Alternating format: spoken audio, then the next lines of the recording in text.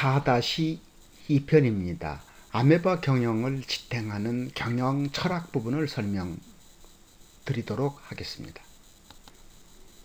재산성 향상을 위한 포인트는 항상 말씀드렸지만 매출에서 비용을 뺀 것이죠.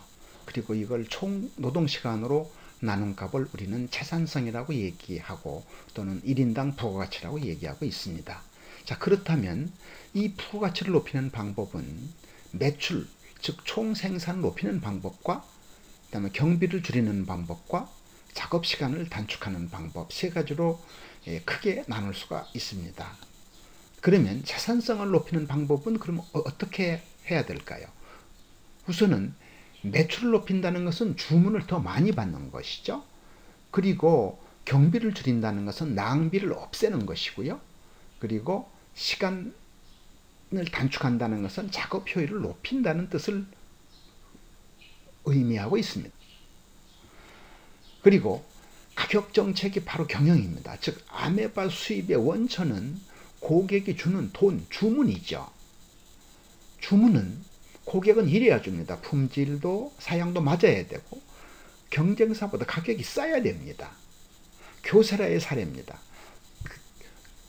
교세라의 경우 아주 우수한 고객인데 아주 치열한 경쟁으로 인해서 어쩔 수 없이 지난달 주문 가격보다 15% 더 싸게 된 금액으로 영업에서 주문을 받은 것이죠. 그러면 이익을 내야 하는 것은 회사의 존재 이유입니다. 그런데 그 책임은 생산 아메바의 몫입니다.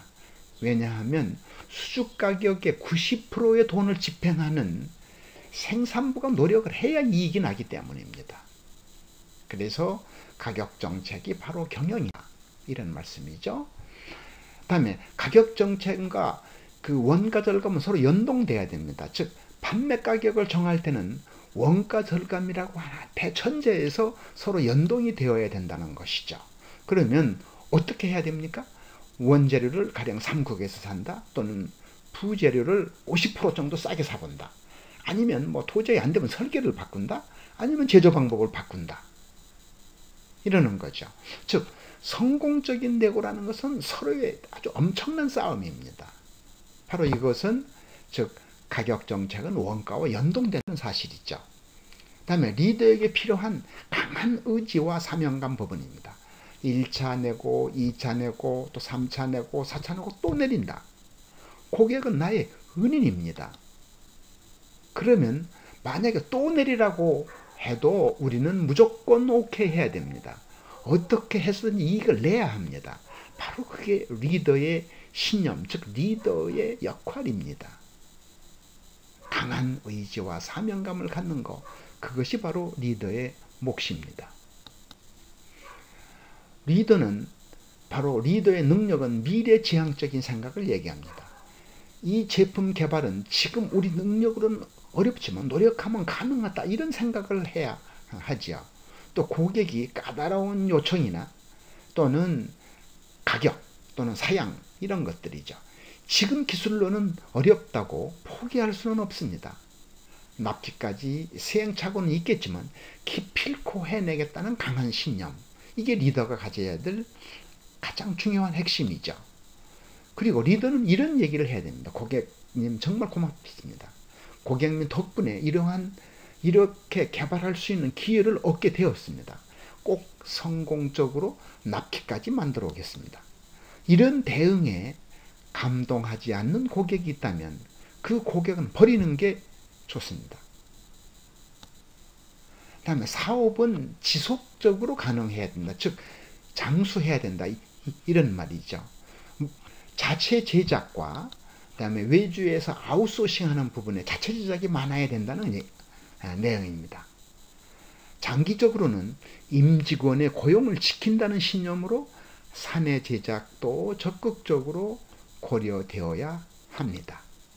고용이 안정되면 생산성도 함께 높아진다는 사실을 우리는 명심해야 합니다. 다음에 영업과 제조는 함께 발전하는 공동 운명체입니다. 90%의 권한을 가지고 있는 제조의 아메바, 그리고 냄새를 아주 잘 맡는 영업의 아메바 함께 발전해야 합니다. 즉 공동운명체죠. 다음에 항상 창조적인 일을 하라 이런 말입니다. 지금 방식으로 해야 할 것인가? 어제보다 오늘, 오늘보다 내일 주어진 내 일을 개량하고 개선해야 합니다.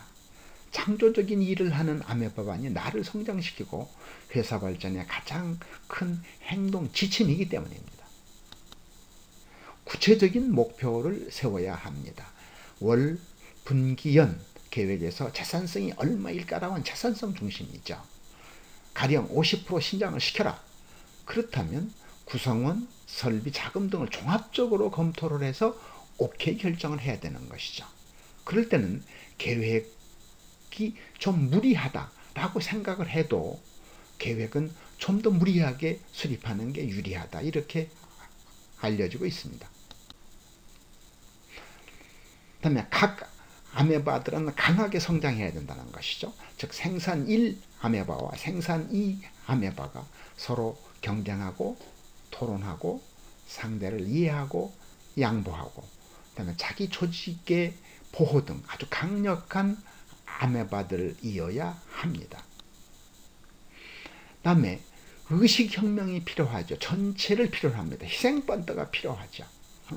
내 팀에 약간의 손해가 있다 하더라도 회사 전체를 보는 희생정신, 즉 그와 같은 의식혁명이 필요합니다. 그러면 리더는 항상 선두에 서야 됩니다.